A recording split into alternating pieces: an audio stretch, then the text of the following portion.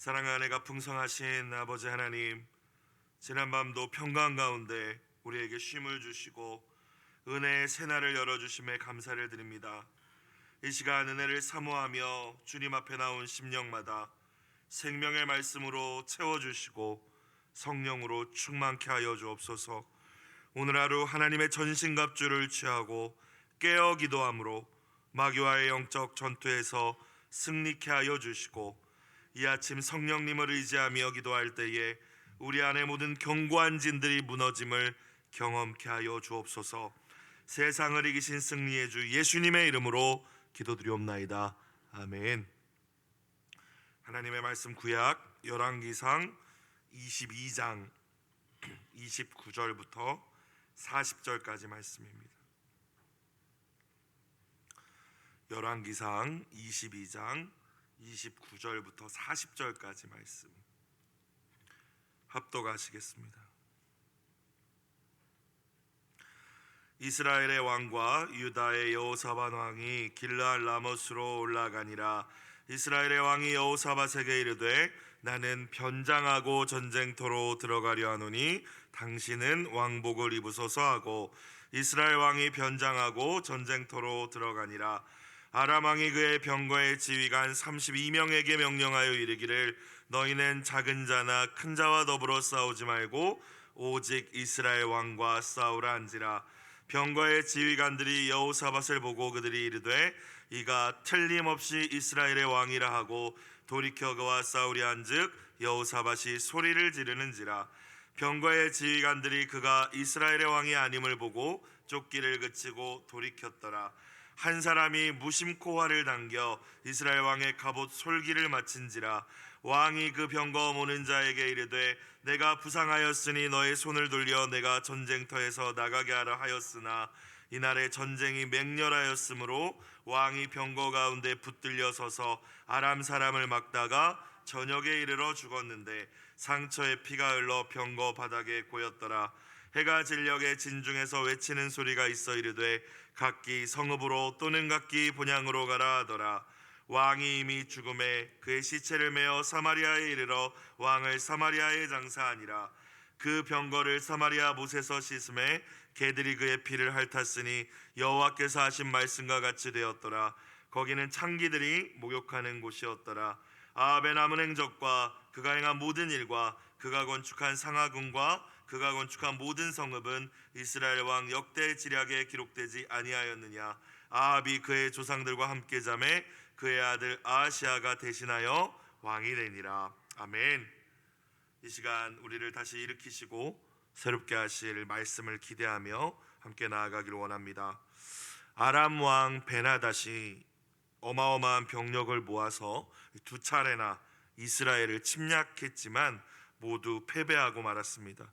하나님께서 아합에게 승리를 주시기로 약속하셨고 또 그 약속대로 승리를 주셨기 때문이죠. 왜 하나님께서는 아합같이 악한 자에게도 그렇게 은혜를 베푸셨을까? 우리가 이미 지난 말씀에서 나누었지만 하나님의 이스라엘을 향한 포기하지 않는 사랑이 있었기 때문입니다. 그리고 아합과 이스라엘을 향하여서 승리를 주심으로, 이길 수 없는 전쟁에서 승리케 하심으로 하나님의 하나님 되심을 나타내시고자 하셨던 것입니다. 그래서 다시 하나님께로 돌아오라, 회개하라 하신 것이죠. 그것이 하나님께서 이스라엘에게 승리를 주신 이유였습니다. 그러나 아합은 두 차례나 이길 수 없는 전쟁에서 승리한 이후에 마치 자기 힘으로 얻은 승리인 것 마냥 교만해지죠. 하나님께서는 아합을 통하여서 아람 왕 베나닷까지 심판하기를 원하셨는데, 승리에 도취되어서 마음이 높아진 이 아합이 자기 영광을 구하면서 자기 멋대로 베나닷을 살려주고 또 평화 조약까지 맺게 됩니다. 이후에 하나님께서는 아합에게 선지자를 보내시고 아합의 목숨으로 이 베나닷의 목숨을 대신하게 될 것이라 말씀하시죠. 그리고 그 예언이 오늘 말씀에서 성취되고 있음을 우리는 발견할 수 있습니다. 시간이 흘러서 3년이 흘렀고 베나닷은 자신이 했던 그 조약들을 실행하지 않고 있습니다. 자기 아버지가 빼앗았던 이스라엘의 성읍들을 돌려주기로 아합과 약속을 했었는데 지키지 않았던 거예요. 그 가운데는 요단 동편의 도피성으로 잘 알려진 길르앗 라못이라는 성읍이 있었습니다. 이에 아합은 이 길르앗 라못을 되찾는다는 명분을 가지고 아람과의 전쟁을 준비하죠. 이 과정에서 남유다의 왕이었던 여호사밧과 또 동맹을 결성해서 함께 아람을 치고자 합니다. 하나님을 경외했던 이 유다의 왕 여호사밧은 이 전쟁을 시작하기 전에 아합에게 하나님의 뜻을 먼저 묻자고, 하나님의 뜻을 구하자고 제안합니다. 이에 선지자 시드기야와 400여 명이 일제히 뭐라고 예언합니까? 아합 왕에게 올라가서 승리를 얻으소서, 반드시 하나님이 승리를 주실 것이라고 예언을 하죠. 그들 모두가 거짓의 영에 사로잡혀 있었던 것입니다. 오직 한 사람, 이물라의 아들 미가야만이 이번 이 길르앗 라못 전투에서 아합이 목숨을 잃게 될 것이라고 예언합니다. 하나님께서 그를 심판하시기로 결정하셨고 이 길르앗 라못을 그의 죽음의 자리로 결정하셨다라고 예언을 하죠. 하지만 아합은 거짓 선지자들의 말을 선택합니다. 그리고 진짜 하나님의 말씀을 선포한 미가야는 옥에 가두어 버리고 이제 출정합니다. 어쩌면 하나님께서는 아합에게 마지막 기회를 이 미가야 선지자를 통하여서 주신 것일지도 모른다라는 생각을 했습니다. 거기 가면 너 죽는다, 회개하고 너가 하나님 앞에 겸비하라, 마지막으로 말씀해 주셨는데 아합이 그 말씀을 무시해 버린 것이죠. 사랑하는 여러분, 하나님께서 말씀을 통하여서 우리에게 회개의 기회를 주셨을 때 깨닫고 돌이킬 수 있는 지혜와 겸비함이 있으시기를 주님의 이름으로 축복합니다. 아합은 스스로 패망의 길을 선택한 거예요. 그죠? 하나님 말씀해 주셨음에도. 29절 그렇게 오늘 말씀이 시작됩니다. 이스라엘의 왕과 유다의 여호사밧 왕이 길르앗 라못으로 올라가니라. 30절 이스라엘의 왕이 여호사밧에게 이르되, 아합이 여호사밧에게 뭐라고 이야기합니까? 나는 변장하고 전쟁터로 들어가려 하노니 당신은 왕복을 입으소서 하고 이스라엘 왕이 변장하고 전쟁터로 들어가니라. 변장하고 전쟁터로 들어갔다라는 표현이 두 번 반복되죠. 승리를 약속하는 이 거짓 예언을 붙잡고 전장에 나서기는 했지만 아마 미가야의 그 예언이, 그 말씀이 떠올랐겠죠. 불안했을 것입니다. 그래서 아합이 한 선택은 무엇입니까? 변장이었어요. 참 안쓰럽고 어리석은 모습이죠. 자신이 이스라엘 왕임을 나타내지만 않는다면 죽음의 위협을 피할 수 있다라고 생각하는 것입니다. 더 나아가서 하나님께서 그를 심판하시기로 작정하셨다고 하셨는데 그 하나님을 피하고 속일 수 있다고 생각하는 것이죠. 그렇게 많이 하나님이 베푸신 기적을 경험했으면서 가뭄이 들고 3년 6개월 가뭄이 그치고 비가 내리고 선지자 엘리야를 통해서 하늘에서 불이 내리고 이길 수 없는 그 전쟁을 2번이나 승리하고 하나님을 수없이 경험했지만 여전히 하나님을 모르고 있어. 내가 변장하면 죽지 않을 수 있겠지. 거기다가 혹시 모를 상황을 대비하여서 유다 왕 여호사밧에게는 뭐라고 해요? 가장 위험한 자리에 네가 있으라고 이야기합니다. 비겁한 모습이죠. 당신이 화살 발휘하라는 거예요.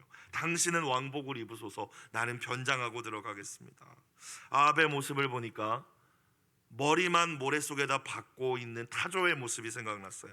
타조는 적이 오면은 위협이 있으면 몸집이 크지 않습니까? 근데 머리만 모래 안에다 박고 자기가 안전할 거라고 생각을 한다. 사랑하는 여러분, 우리가 아합과 같이 실제 변장하지는 않겠지만 혹여나 하나님이 계속 회개하라 말씀하시는데, 마음을 단장하고 하나님 앞에 겸비하라 말씀하시는데 외식하며 사람들의 눈만 속이며 우리가 가면을 쓰고 신앙생활하고 있는 모습들이 있다면 이 아침 온전히 회개할 수 있는 은혜가 있길 주의 이름으로 축원합니다. 매일 성경 해설을 보니까 기가 막히게 글을 써 놓았더라고요. 아합이 해야 할 일은 변장하여 하나님의 말씀을 피하는 것이 아니라 마음을 단장하여 말씀 앞에 겸비해지는 것이어야 했습니다. 하나님이 언제나 우리에게 원하시는 것, 거칠게 하는 신앙이 아니라 마음의 할례를 행하고 하나님의 말씀 앞에 겸손히 서는 것인 줄로 믿습니다.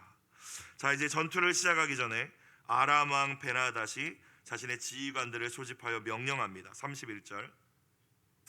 아람 왕이 그의 병거의 지휘관 32명에게 명령하여 이르기를, 이제 가장 높은 지휘관들 32명에게 이렇게 이야기합니다. 너희는 작은 자나 큰 자와 더불어 싸우지 말고, 작은 자 일반 병사를 의미하겠죠. 큰 자는 뭐 지휘관급을 이야기할 거예요. 그러니까 다른 사람 신경 쓰지 말라는 거예요. 다른 전공을 세우기 위하여서 애쓰지 말라는 거예요. 그러면서 뭐라고 합니까? 오직 이스라엘 왕과 싸우라. 아합만 찾아 죽이라는 거예요. 여러분, 우리는 3년 전에 이 베나닷이 아합에게 가서 목숨을 구걸하면서 내가 거리도 만들어 주겠습니다, 성읍도 돌려주겠습니다, 이렇게 제안하면서 위기를 모면하려고 했었던 것을 우리는 기억하고 있죠. 말씀을. 모든 게 거짓이었다라는 거죠. 자기가 목숨을 유지하기 위해서, 살기 위해서 거짓으로 그런 모습을 보인 것이지, 지금 본심은 뭐예요? 이 아합 죽이고 싶다라는 것이죠. 과거 3년 전 아벡 전투의 패배의 수치와 모욕을 내가 갚고야 말겠다라는 마음으로 이 전투에 임하는 것입니다. 여러분, 저와 여러분의 인간관계를 잘 생각해 봤으면 좋겠어요. 혹여나 그런 분은 없겠지만 베나닷 같은 모습이 우리 안에 있지는 않은지, 거짓된 모습으로 나의 위기만 모면하기 위해서 거짓으로 나를 포장하고 있지는 않은지, 안에는 악한 마음을 품으면서 마치 은을 입힌 토기와 같이 그런 모습으로 우리가 관계를 하고 있지는 않은지 돌아볼 수 있기를 주님의 이름으로 축복합니다. 아무튼 이 아람 왕은 항복한 것도 거짓 항복이었고, 지금 아합만 죽이라는 거예요. 전투가 시작됩니다. 특명을 받은 이 아람의 지휘관들이 이제 왕의 옷을 입은 자를 찾고 있었겠죠. 아합 왕만 찾아야 되니까. 그래서 여호사밧 유다의 왕이 왕복을 입고 있었기에 아합이라고 생각했었던 것 같아요. 32절. 병거의 지휘관들이 여호사밧을 보고 그들이 이르되, 이가 틀림없이 이스라엘의 왕이라 하고 돌이켜 그와 싸우려 한즉 여호사밧이 뭐 했대요? 소리를 지르는지라. 근데 여기서 뭐 하나님을 찾거나 그런 건 아니라고 합니다. 원어적인 의미는 적들이 자기가 누구인지 알아보도록 소리를 질렀다.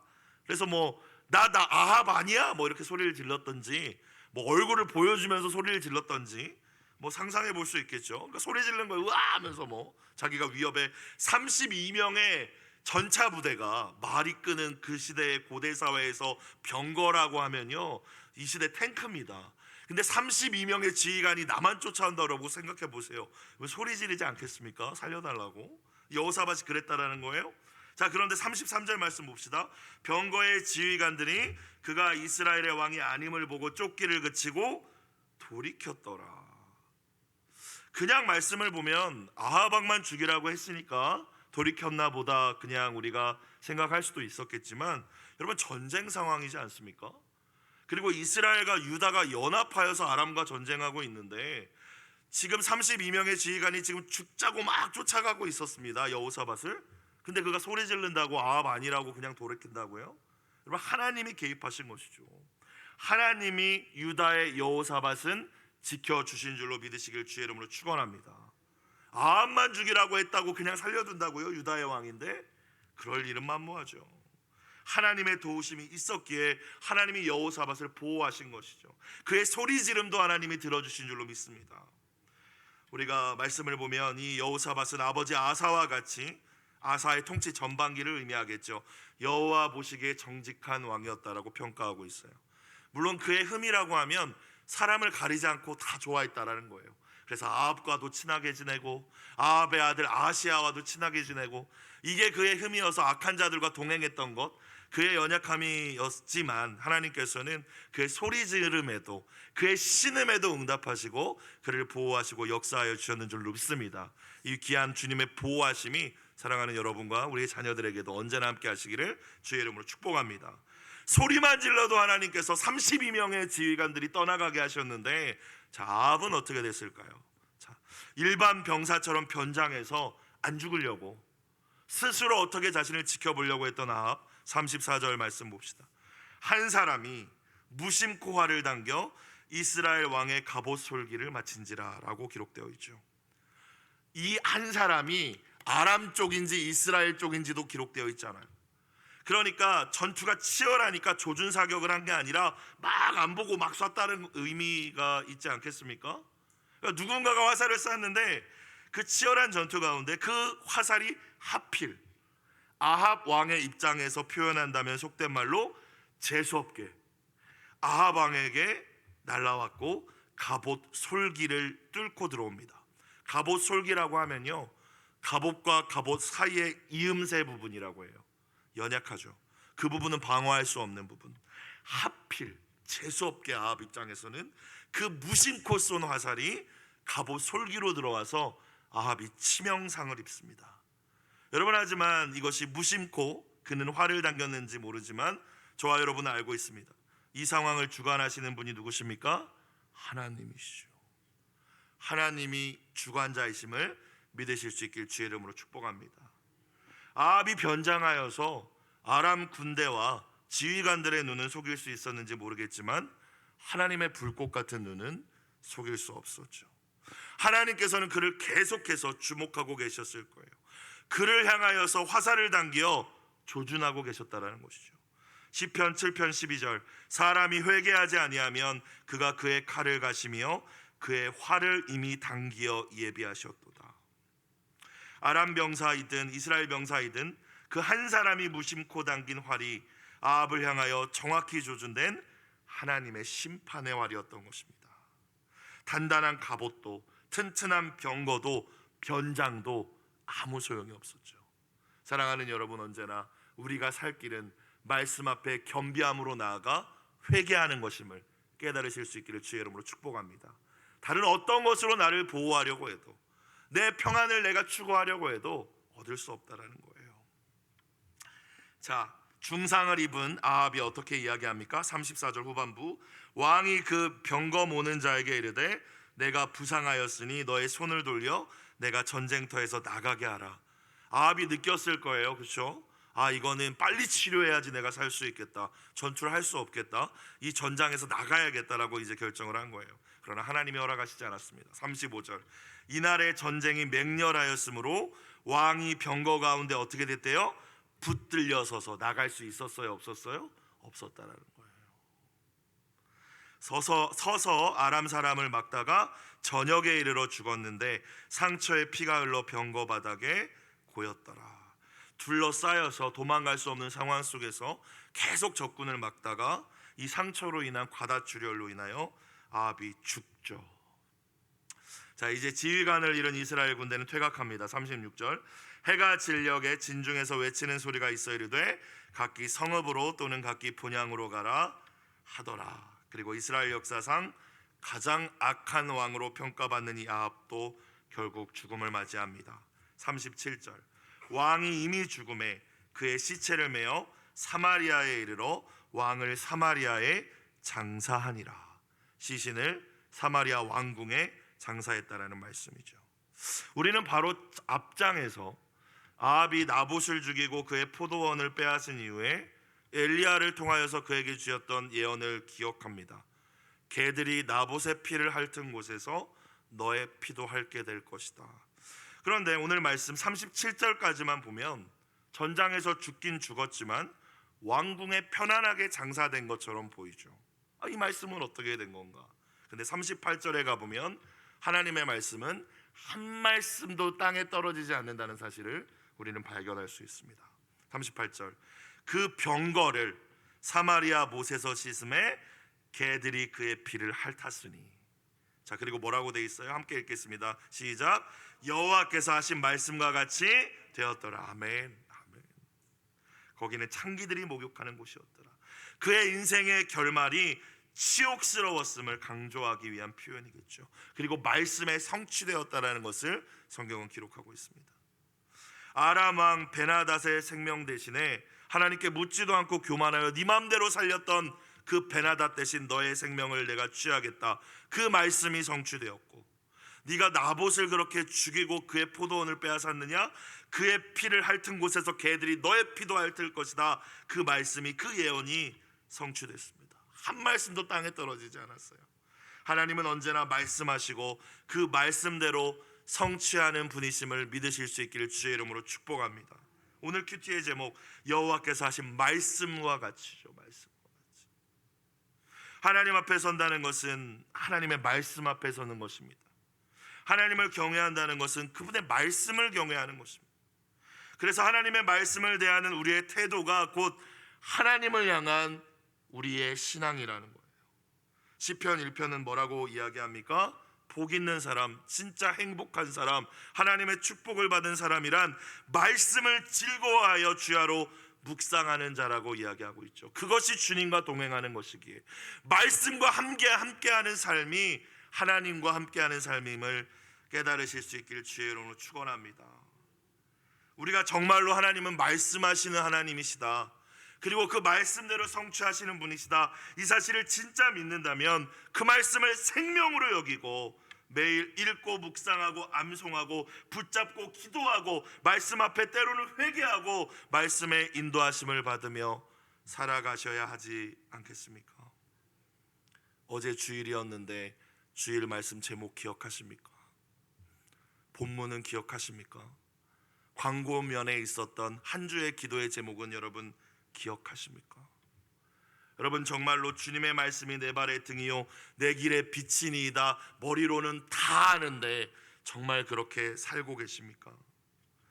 우리가 아는 이 말씀이 지식으로 그치지 않고 우리의 삶의 실제가 될 수 있기를 주님의 이름으로 축복합니다.